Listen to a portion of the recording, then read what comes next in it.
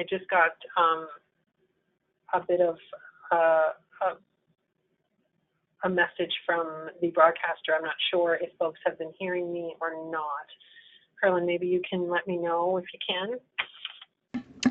Yes, we just got a message actually from someone saying that they weren't able to hear. So I just fixed something and hopefully now it should be okay. So does that mean folks have heard the first part, or shall I repeat it? Um, okay, now they can hear. So if you wouldn't mind going back to the first slide, I'm sorry about that. No, that's okay. That's okay. Technical difficulties. That's all right. My apologies. No, I would have assumed it was something I did, honestly, not being the technical genius in the room. Okay. All right, thank you. So I just wanted to, I just started the presentation by giving a quick overview of the Center of Excellence in my work here. The center is really is a provincially funded organization funded by the Ministry of Children and Youth Services. The center works with the Ontario Child and Youth mental health sector to strengthen services and build an effective and accessible system of care. We offer a diverse collection of tools, services, products, and training to help professionals find, use, and share evidence that improves outcomes. We really walk side by side with the agencies that we support and their system partners and provide customized support that link communities to evidence but also to each other. Our focus areas include implementation science, evaluation, performance management, quality improvement and quality assurance, youth and family engagement, and of course, youth life promotion and suicide prevention. Our website is excellenceforchildandYouth.ca, and if you've never visited the website, I would encourage you to do so. There's a huge collection of resources designed for those folks like yourself that are on the ground doing the work, and I'm sure if you had a look around, you'd find some helpful things. So like all of the portfolios here at the center, the Youth Life Promotion Suicide Prevention Program mobilizes knowledge and resources online, and our toolkit is togethertolive.ca, and it's an evergreen toolkit that was created for service providers working with children and youth to help bring their community together to prevent suicide. Throughout the toolkit, you'll find a growing collection of tools, stories, and evidence about youth life promotion, suicide prevention, which includes prevention, risk management, and postvention resources. But in addition to that, you'll find a lot about community mobilization, because as we know, suicide is a complex issue and requires a lot of different players to come together and collaborate. And so having the information and the evidence is one thing, but coming together to work together and mobilize around it is another thing. So in addition to the evidence, I'm able to provide that sort of on-the-ground specialized skills and experience in this community mobilization piece, which helps the cross-sectorial collaboration happen. And we created a framework to do this, and it's based on the collective impact approach. So that's a little bit about the work at the center, but I think today our focus is really going to be on postvention. So, you know, we can start with the statistics to give us an indication of why we need to do this work, and I'm not going to spend a ton of time on this because I think we already know. 4,254 Canadians died by suicide in 2014, and that is actually a bit of an increase. We've seen a slight increase in suicide in Canada over the last couple of years. Some research will sort of estimate or tell us, and it depends on who you or which studies you look at, but there's sort of an agreement that there's about 7 to 10 bereaved survivors who are profoundly affected in the aftermath of a suicide. But I think for those of us who work on the ground, we realize that in reality there are many, many more that are indirectly and significantly affected. So that is really why we need this focus on postvention, because of those individuals that are struggling in the aftermath of suicide. So postvention can be defined as a proactive community response in the aftermath of suicide. And it's intended to do a couple of things. First of all, stabilize the environment, reduce the distress of those affected, facilitate grieving, and reduce the risk of imitative behaviors or contagion. But effective postvention will also provide us an opportunity to educate the entire campus about the warning signs of distress and how to help, where resources on campus are and how they can be accessed, which can potentially reduce the risk of further suicides. It is often said that postvention is really a form of prevention, and that is certainly true. And a comprehensive suicide prevention plan therefore should always include how to support those affected in the aftermath of suicide. I think one of the most important pieces of this definition for you to focus on is that it is a planned intervention, one that provides a range of timely, coordinated activities. And as such, whether or not you're part of a college or a university or school or community, there really is a need to develop a plan that can be activated. In my experience, these plans don't exist consistently anyway. And what ends up happening is that folks are left trying to understand what activities need to happen and who should be involved and, what resources do we need? And, the people that are potentially needing to make those decisions, those key team members that need to make those decisions in a crisis, have often themselves been impacted by the loss. And so if there's any key message that I would like folks to walk away with today, it would be that every campus needs a postvention plan. So having a plan can ensure a number of things. First of all, timely and coordinated response. And also service and support that is available regardless of the circumstance, so that every time there's a death that folks are supported, so there's some consistency there. A plan will ensure that folks are working together and working more effectively, and it takes a lot of the guesswork out of and the chaos that can ensue after a suicide. Folks will understand what their roles and responsibilities are and where the resources are and who they can call in for support and so on. Having a plan is also a way to monitor the situation. I mean, every suicide is very different, and the amount of support that needs to be offered looks very different. We don't want to offer an inappropriate level of support and expose, people that wouldn't necessarily need to be exposed. But if we have a plan, it's a way to monitor the situation and determine the extent of the response, and perhaps if a wider community response is needed. If there's multiple suicides, that's often the case. We need to look at something a little differently when there's multiple suicides than in a short period of time than what we would offer if there was one suicide on campus. Creating a plan also brings people together, and in the process of developing the plan, it can help to identify and remedy some potential gaps in resources, identify training or capacity building that needs to be done. But it also creates an opportunity to build relationships internally, but also externally, and that can really strengthen the system of care for folks that are affected in the aftermath of suicide. We, of course, can't have this conversation without talking about contagion, and it's something that there seems to be a lot of still misunderstanding about, and not that we know a ton about it, but we do know for sure that it is a possibility, and research is clear that in the youth population, although it's rare, suicidal behavior can be modeled or contagious, and it's most likely with individuals that that already have some pre-existing vulnerabilities. To help us understand contagion, we can look at it through the lens of both social learning, neurobiology, and assorted relating theories, but we really don't have time to explore this fully today. But I just want to pull out a few key things that I think would be important for you folks to appreciate in doing your work. So I think we can all agree that we understand that most behavior is learned, and it's learned through direct observation and then modeling. But the interesting thing is in the case of suicide, the exposure doesn't have to be direct, but in fact it can be indirect exposure through various forms of media. So you can imagine how important it is to understand that, particularly given the fact that youth level of exposure to suicide and online and through social media is likely higher than at any other age group.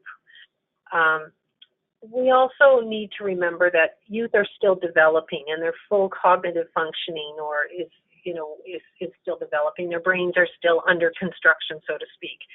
And often this leads to challenges with their ability to inhibit inappropriate or impulsive behaviors. And this could offer us some explanation of their increased risk for contagion as well. So given that knowledge, who in the aftermath of a suicide would we be concerned about? Where do we begin? This circles of vulnerability model can help determine the degree of emotional impact a death by suicide has on members of the community. Individuals most at risk following a suicide include those in geographical, social, or psychological proximity to the individual who died. So when it talks about geographical proximity, really that refers to physical distance from the incident. So it includes those who are eyewitnesses, students or staff or faculty who happened upon the body, who were exposed because it happened in a public place, all of the first responders and so on. But it's also important, though, to keep in mind, and again, when we're talking about youth, extensive sensationalization and repetitive media coverage can really broaden that impact. So if you have lots of media coverage that has lots of details in it, and it's sort of happening over and over and over again, that can certainly increase your circle of vulnerability. And we absolutely saw this in the aftermath of the suicide cluster that happened in Oxford in the Woodstock area about a year and a half ago. Psychological proximity refers to those who relate to the victim somehow through cultural connections or shared experience. Maybe they too suffer from depression, or maybe they're a team member, or maybe they go to the same church, or maybe they work the same job or something. And social proximity is really about those who have a relationship, a personal relationship with a person. Of course, this can include family, friends, and social circles, and anyone who's had a romantic interest or even a past romantic interest. So I'm hoping that this is starting to kind of paint a picture for you of some of the students or faculty and staff, for that matter, that could be at risk during the aftermath of a suicide. It's still really tough, though, to narrow this down. So I wanted to look at some more specific things that you might want to consider that can increase the risk of imitative behavior. So when we're looking at, identifying kids that might be at risk, we need to think about some of these things. Are there young people, students, anyone really, that feel that they may have facilitated the suicide? So for instance, I had an experience where a young person died using his friend's car, and his friend felt incredibly responsible for that. So in feeling like that there was that somehow he facilitated or helped his friend to do that. Someone that failed to recognize the intent and felt that they should have recognized it. I literally had a call a week and a half ago from someone from a campus who had Safe Talk training and who had a friend who died by suicide and was just feeling really overcome because they felt, I had this training, I should have known they were in distress, I should have asked the question, and I didn't. So really thinking about who might be in that position and realizing that their risk for suicide could be elevated. Somehow, if they believe they caused the suicide, so perhaps, it was a relationship that broke up, and then in the aftermath of that, the person died by suicide. Really, anyone that had a relationship with the victim could be at increased risk for suicide. Whether or not that be a family member or a friend, having that direct connection can increase risk. Somebody that has a risk of suicidal behavior or a history of psychopathology, these folks are already vulnerable, and therefore their risk of contagion goes up or imitative behavior goes up. someone who's already feeling hopeless or helpless, has significant life stressors, or lacks social support. So you can see where the vulnerability comes in there. And when we talk about vulnerability, their connection to the person that died doesn't need to be as strong, but their own vulnerability seems to somehow increase their risk for suicide. So it's a lot to take in, but I think in just sort of understanding some of these pieces, when we start trying to focus on who we should be focusing on to support in the aftermath, having thought through or been having some of these things been identified is helpful. I just want to bring your attention to the actual types of reactions that we usually see in the aftermath of a suicide. I know when I first started doing this work, it felt a bit overwhelming. There were so many, how are we ever going to narrow down who could be at risk? There's so many things to consider, and I don't have all that information. And so it really did feel overwhelming until I was able to sort of organize the potential responses needed by the types of reactions. So when developing your plan, I'd suggest that you look at each of these reactions and think about what are the appropriate responses or interventions needed, then who would provide each level of response, and then what resources would they need to do that. And when we look at it, we really can group them into these three areas of stress response, which really could just be temporary or perhaps for some a little more acute. For some of those folks that might have been directly at the scene or were exposed, they have a potential to develop post-traumatic stress, although you likely you won't be seeing the effects of that for several months. So in the initial aftermath, you're looking at how can I help people to understand what has happened and what a normal stress reaction might be, and who they need to connect with if they feel that normal stress reaction is lingering or turning into escalating into some sort of a mental health crisis for them, given their specific situation. And then there are those that might go into a crisis because of an existing vulnerability, and in fact, some of them might even go into a suicidal crisis. And then the final reaction that we see, of course, is one of grief. The initial stages of grief, the shock, moving through the normal sort of stages of grief. And for some individuals in the aftermath of suicide, their grief can become very complicated. So again, I think understanding that these are the typical things that you see, being prepared with what are the interventions that we would offer for each reaction, who would be the appropriate person to provide those interventions, and what are the resources that they might need to have at hand to do that, is a good sort of place to start thinking about building your response on campus.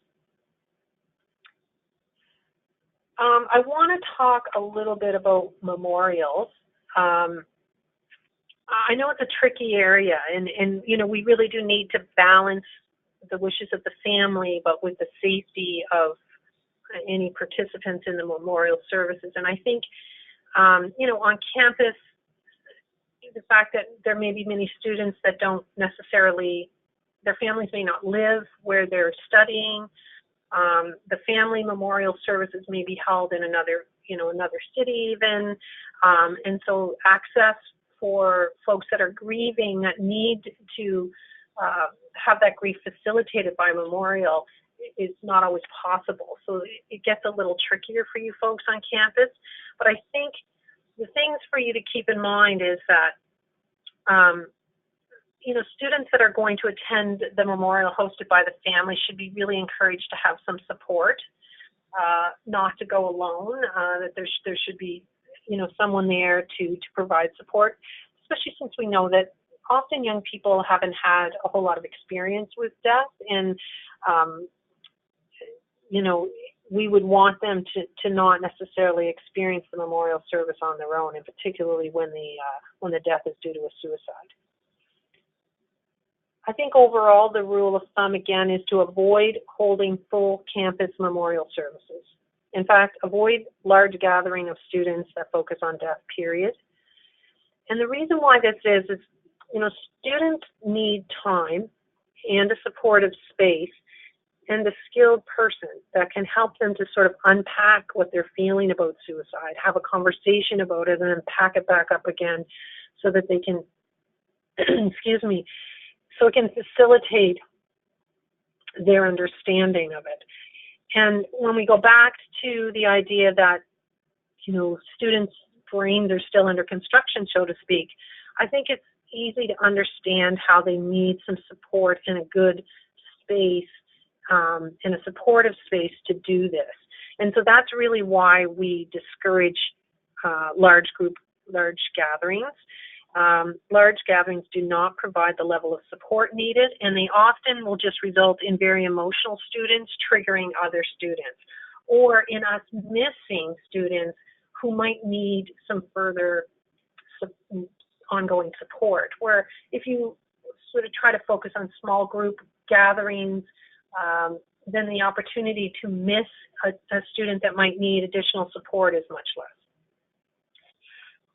I just have jotted myself a little note here, and it's to tell you guys to be mindful of overburdening untrained or natural on-campus support, such as like resident assistants or DONs, or I know there's different words for them, or even faculty members with having to have these small group discussions with youth in the aftermath of suicide.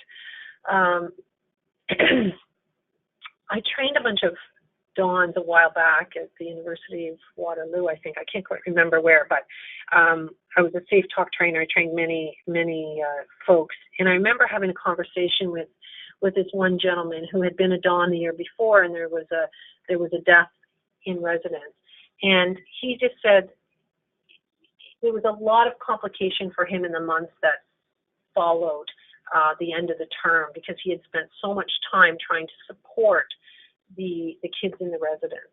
So I think that the resident DONs and those folks that are present to the students day in and day out are natural helpers and natural supports. But I think we have to be mindful of how much responsibility that we put on their shoulders in the aftermath of suicide, and make sure that there's someone else to back them up, somebody with some understanding and some capacity around mental health, and dealing with folks or students that could be in distress. So that's just sort of a little something for you to think about.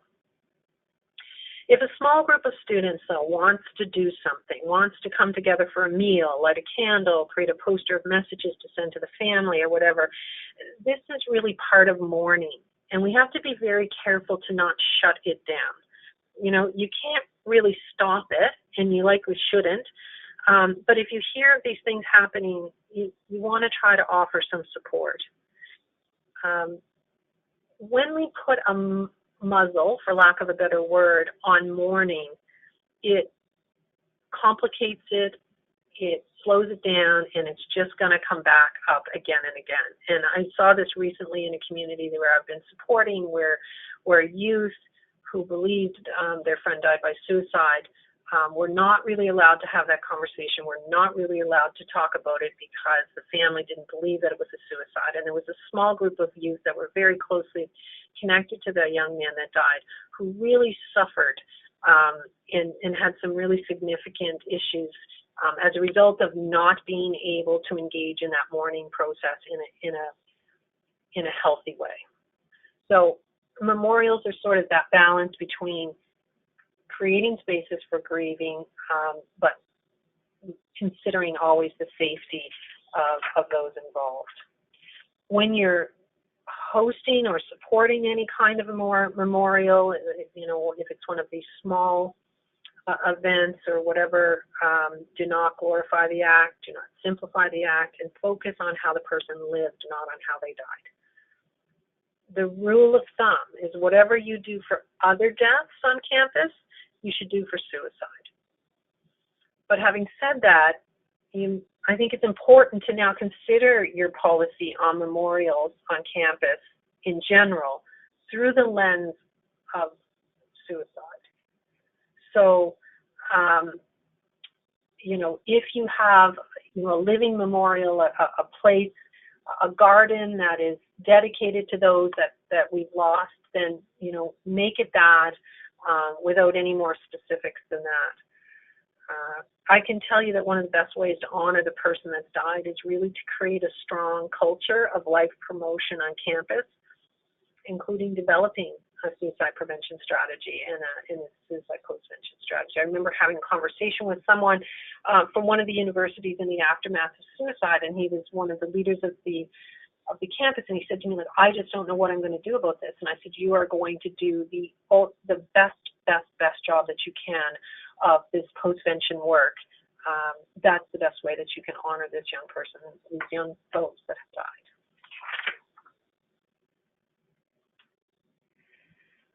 Grieving is something else I think we need to talk about. Grief as a result of suicide can be accompanied with a number of complex feelings that we don't often see after the death from natural causes, or one that was anticipated because of illness, or even a sudden death that has a quote-unquote reason, such as a car accident. Feelings like anger, shame, guilt can make it very difficult for survivors to ask for and get the support they need. In addition, there really are fewer formal suicide grief resources available in communities, and so often family members and friends are really left with nowhere to turn, and I think it's important for us to understand that. Understanding some of these challenges is important for those involved in doing the work of postvention. The complex feelings include things like feeling rejected by the person that died or deserted, a tremendous amount of guilt, shame, anger, and feeling ashamed that they're angry. They often lead to lots of different fears in folks. So fears of their own destructive impulses. So they feel overwhelmed. Maybe they want to join their loved one or their friend. Maybe they think that it was an appropriate way to deal with the problems that they were having, and they too have lots of problems, and they should use that method as well. So they may get a lot of impulses around suicide themselves, and that might be really frightening to them. It can also lead to a real hypervigilance in terms of safety for others that they love or care about. And probably one of the most common things that I've seen anyway is that it really can lead to an intense need to blame something or someone for the death of their loved one. And folks that are grieving in the aftermath of suicide will often use that blame card as a way of denying the enormity of the pain that their loved one was in, and it's almost protective to them. And so I think we have to really understand that and be sensitive to that, because you will run into folks who, although it's pretty clear that it's a suicide, perhaps the coroner has ticked that box and said, yes, it is. There will be family members that will never agree with that, will never agree for it to be spoken about like that. And that I think we have to have a real sensitivity and a real understanding of where these folks are coming from to do this work and do it well. Cultural, religious attitudes and stigma can often make natural or informal supports that typically support grief unavailable or difficult to access for these individuals grieving a suicide. What do you say? What do you say in the aftermath of suicide to the loved ones that are left behind? And people, because they don't know what to say, and because of the misunderstanding and the stigma around suicide, tend to pull back from these individuals. Folks are not offering the levels of support sometimes that they would if their family member died by cancer or by natural causes, because people are just not comfortable with it and don't know what to do with it, so they avoid it. And the result is that the person doesn't get the amount of support that they need. It's also really very common for there to be a disagreement among family members about the cause of death, and that really further complicates family relationships at this critical time. So if you have a sibling, at university who has, you know, someone, her sister or brother died by suicide at home, there may be some really complex understandings from different family members around the death. And this could really be a real burden for that young person on campus. And so, again, it's really important for you to kind of understand all these dynamics that can be at play. And, of course, the last thing I wanted to add about this is that anyone that is really experiencing significant grief in the aftermath of a suicide has themselves an increased risk for suicide. Social media is another big piece of, well, it really has added an amount of complexity to postvention in the last several years, particularly when we lose a young person to suicide. The instant communication about what happened, some of which can be accurate and some can be inaccurate.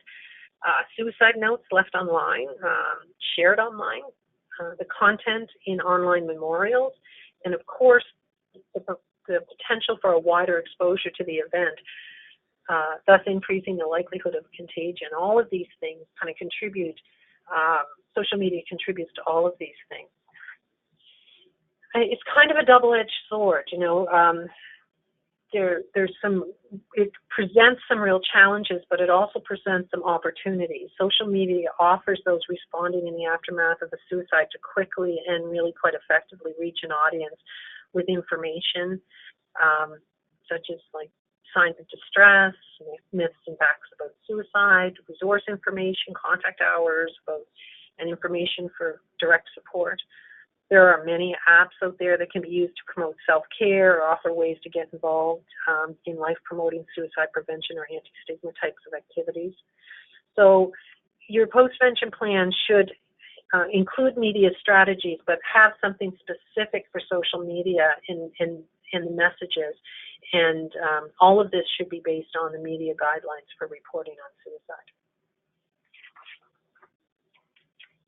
So our time is getting a bit short.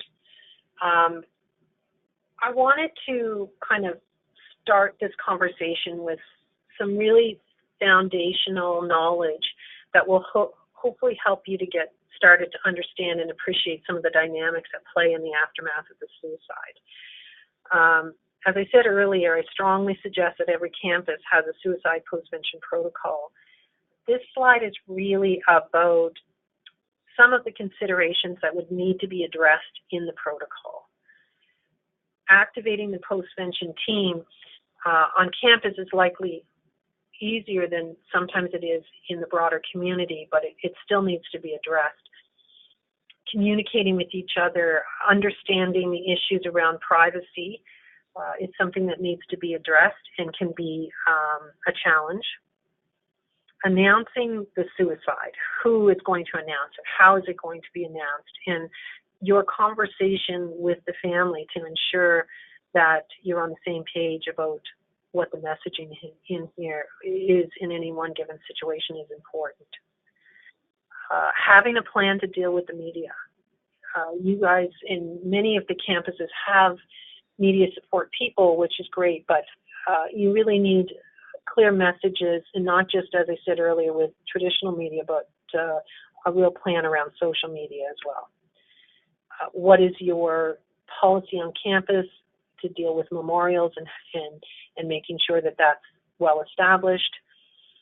And also thinking about the people on campus that you're engaging to help you do this work. How are you supporting those caregivers, particularly when those caregivers tend to be offering sort of a peer support or informal support, such as the residence people that I talked about earlier. And how are you going to continuously learn? How are you going to come together after the fact and sort of debrief and say what worked, what didn't, what can we do better? This is really, really important. The protocol will be most effective in terms of creating a culture of safety on campus if it is part of a wider suicide prevention strategy that would include sort of mental health promotion, prevention, intervention, and risk management components. And I know that some campuses might have the capacity or the resources for all this work. I would suggest that most of them likely wouldn't. And partnering with the broader community to be able to leverage what already exists and to create a pathway to care that includes both campus and on-campus supports for students, I think would be a key consideration for campuses when they're doing this work and planning to do this work. In closing, I just want to say that, each suicide is really different. And so the appropriate response is different. And we're not going to be able to look in the literature and sort of find gold standard research about do this, do this, do this. There is some guidance that's there, but the reality is that we really must do this work always sort of focusing on doing no harm. And in light of that, I strongly encourage you to learn from others that have walked this road, as well as learn from and share your own experience with each other. It's really the best resource that we have now, and there are a number of folks across the province who have had some experiences in those experiences, although sad, will be invaluable to others who find themselves in the same situation. So I know there's much more of this that I'm guessing folks want to know about. I'm hoping that some of that resonated, that it was maybe a bit of new information, maybe inspired some additional thinking. Because I think a key message is that you need a plan, I would suspect that another appropriate piece of learning would be, so what's in a protocol? How would we build one? And I'm certainly interested and available to engage in that conversation with you as well. So I think I'm going to turn it back to Perlin, and we can see if there's any questions that folks have that I might be able to. Sounds good. Thanks so much for that presentation. It was really great. So folks, now it's time to send in your questions. If you haven't already, we're probably going to have time for maybe 5 to 6 questions. And so send them in using the question function. So we already have some questions over here. So I'm just going to launch straight in. Who should be on the Postvention team on campus? Can you elaborate a little bit on that? Well, your Postvention team needs to have sort of in community work, we say a cross-sectorial sort of makeup. So I think, applying that to the campus environment, not that I've done a lot of work specifically on campus, but you certainly need somebody from leadership, someone who can make decisions about dealing with the media, who will have decision-making authorities about memorials and a leadership person with decision-making abilities for sure. You would want your someone from campus police, if you have campus police. You would want someone from your mental health services on campus. You'd want someone from resident services. If it took place, say if it was an engineer that died, you might want someone from the engineering faculty, and someone from student government. So you want to get enough folks around the table. And I think you should really highly consider having someone from your community who could offer some maybe additional crisis services to perhaps extend your hours or extend your capacity for supporting students. But also, because they're not directly affected, it's really helpful to have somebody who isn't in the middle of the crisis making the decisions about the crisis. So somebody that's been through it before but would come to the table as a critical friend and be sort of that outsider voice. Because this is really hard work, and everybody that's there is going to be affected. The other reason why it's really helpful to have someone from the outside as part of your team is, depending on how many tragic events have happened on campus, that can affect your level of being traumatically open or traumatically closed. And a traumatically opened campus will be ready, willing, and able to partner, to allow people space, to grieve and to talk about feelings and to get the support they need. A traumatically closed environment is one that is not wanting to do that, is wanting to get through it very quickly and have it be over and done with. And that's not an effective way to support people. Mm-hmm. So anyway, that would be sort of off the top of my head, some ideas. That's great. Thank you. Can you recommend an institution who already has an existing protocol in place that incorporates what you've been talking about?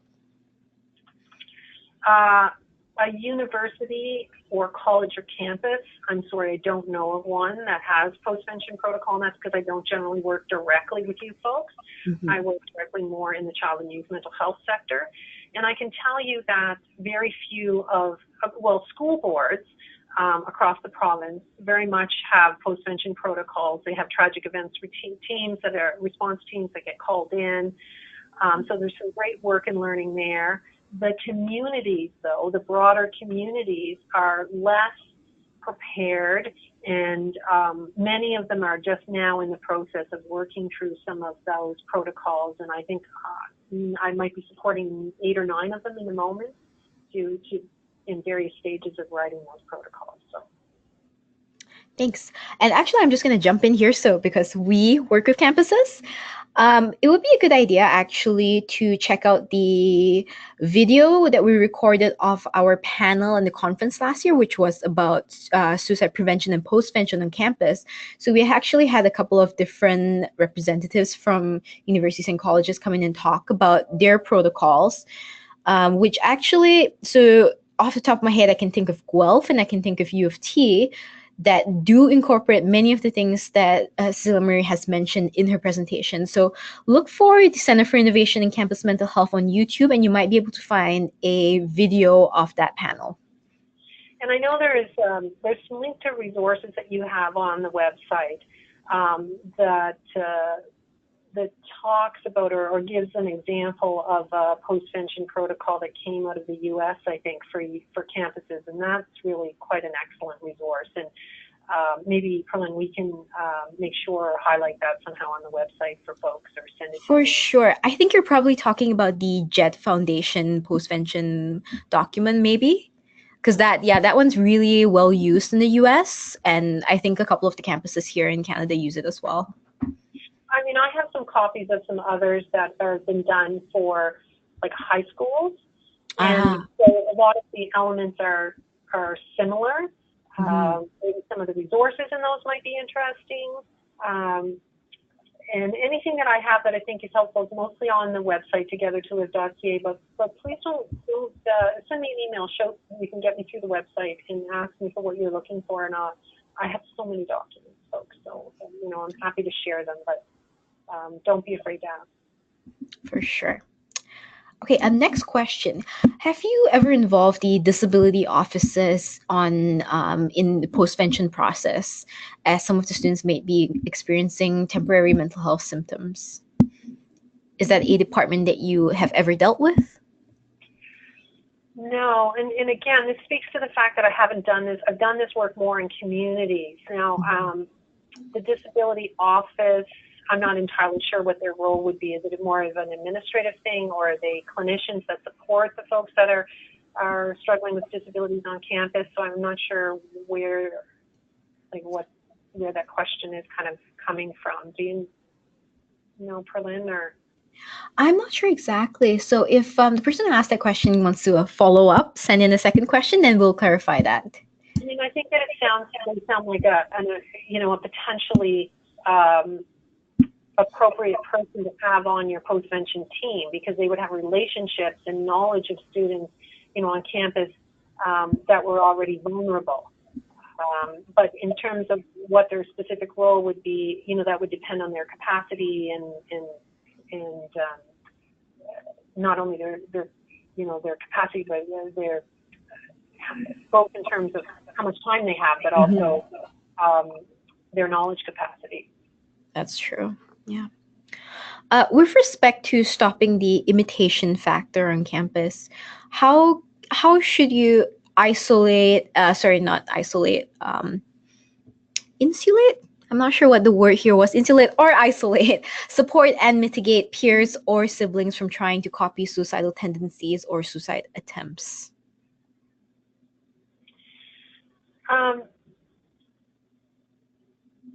I think that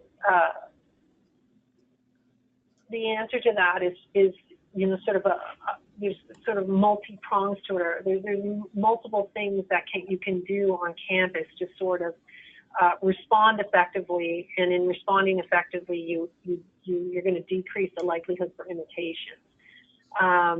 Make sure that folks get the support that they need in various forms, in various ways. Make sure that you have a way to identify with the students that could be struggling and reach out to them proactively. Make sure that your health services folks understand that there's been this event on campus, and that students coming to student health they might need to sort of, I wouldn't say totally screen for suicide, but they may be, needing to be sensitive to the fact that students might be having the effects of this. You utilize information from lots of different resources. So we often ask the family members, like, who was connected to your child that you think might be vulnerable, that maybe we need to reach out to. Make sure the parents of those affected have the information they need to identify signs of distress and respond appropriately to those signs of distress. Make sure your staff and your faculty know what the warning signs of distress are and how to respond. So it's about sort of layers of things that you do to try to proactively identify students that are at risk and offer information, resources, and connections to support for those students. And of course, the stuff that I talked about about, memorial services and not having large groups of students gather specifically around, the death and things like that. That can really increase a lot of distress for students. We saw that in a very significant way in the Woodstock area when they had a couple of large gatherings. The aftermath of that, their crisis numbers went through the roof. So that's another sort of strategy that you can use. I also think you need to remember that one of the life-promoting things that we know, youth engagement, very real youth engagement, is very protective against suicide. So providing opportunities on campus for students to be engaged in healthy, sort of active opportunities to make a difference in areas of interest for them can be a real source of building resilience and strength. So look at all those life-promoting type things too. And how are you shoring up that part of what you're offering on campus? How are you increasing their knowledge of resilience and support structures and self-care and things like that? Can be a little bit protective against some of the contagion that you might see. Yeah. So basically, it sounds like a lot of it is prevention as well. It is. Postvention really is prevention, right? It creates this opportunity, sadly, and I hate to say this, but many people do. It's a teachable moment. And I don't know, if my child died by suicide, I would not want anyone to say that it's a teachable moment. So I say that, it is an opportunity to stop and say, hey, here's what we know, dispel some myths, make sure everyone understands what to look for in terms of distress, how to get connected to folks. It starts a conversation about suicide and mental health and resilience. And so it can be sort of a catalyst for, starting to build an environment or a community where there's more of a focus on wellness and resilience and mental health promotion and all those kinds of things that build resilience and strength in young people. Yeah, thank you. So we have time for maybe just one last question. So someone is saying social media gets ahead of us every time there is a student death, even though we have a postvention plan. We try and contact parents first to get permission to acknowledge the death. We've been accused of avoiding the topic on social media while we wait to speak with parents. So what should we do about this problem, trying to get information about supports to students while respecting the needs of the family? It's a really good question. It's just such messy work, right? If only there was, I mean, we can use a checklist, we can be prepared and have those messages ready to go. But I think you're absolutely right. Until you have a conversation with the parents, I think your hands are a little tied. I think it's would be really disrespectful to do anything until you've had that opportunity to connect with the parents. Now, perhaps looking at how that connection is made, how it can be made more quickly or effectively or efficiently, or who else could make that connection for you. Sometimes police can facilitate that, victim services can facilitate that. Sometimes some healthcare folks, if the young person went to hospital and then subsequently died in hospital or something, can facilitate some of that to make sure it happens as soon as possible. It absolutely is sort of the first step, right, that has to happen before anything else can happen. I have seen instances where organizations have simply said there was a death and didn't give any details one way or the other. And,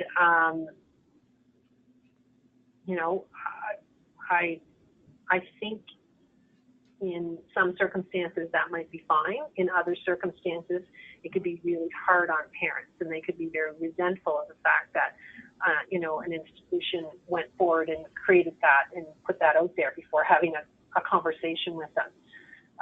So I think you have to tread really lightly where those things are concerned. Yes. All right. Thank you so much. That was really informative. That was really good. Unfortunately, we weren't able to cover all of the questions, but I've been talking to Cecilia Marie, and we might even do like a follow-up to this webinar, like a part 2, because there's just so much information that's out there and there's so much information that we want to cover. So thank you for all your questions, and feel free to reach out to either me or Cecilia Marie, and we'd be happy to get back to you with more information. So thank you, everyone. And obviously, thank you, Cecilia Marie, very much for presenting with us. So I'm just going to, oh, sorry, were you about to say something? No, I was just going to say you're welcome. And I just wanted to say to folks out there that, to reiterate that this is really difficult work, and to take care of yourself and to make sure that you have someone who can listen and support you while you're doing it. Yes, it's a really good point. So thank you once again. And I'm just going to take 2 minutes to direct you to our website, campusmentalhealth.ca, where you can find a lot of these resources that were covered, and also, of course, Cecilia Marie's own website, togethertolive.ca. Recordings for this webinar are going to be up, and I would also encourage you to sign up for our mailing list that we use to distribute our monthly newsletters, which is going to contain anything that's relevant from the sector. We do have another webinar that's happening tomorrow, which is offered in French, which is going to be about cannabis on campus. And then our next webinar is going to be on April, which is on health privacy issues on campus. And last of all, in May, we have a really, really big webinar coming up. It's joint with Healthy Campus Alberta and Healthy Minds, Healthy Campuses out in BC, which is going to be a really interesting structure of it's kind of part webinar, part workshop, where we're going to guide people in developing and implementing a campus mental health strategy. So follow us on Twitter or sign up for our newsletter for all of that information. Well, thank you everyone for attending.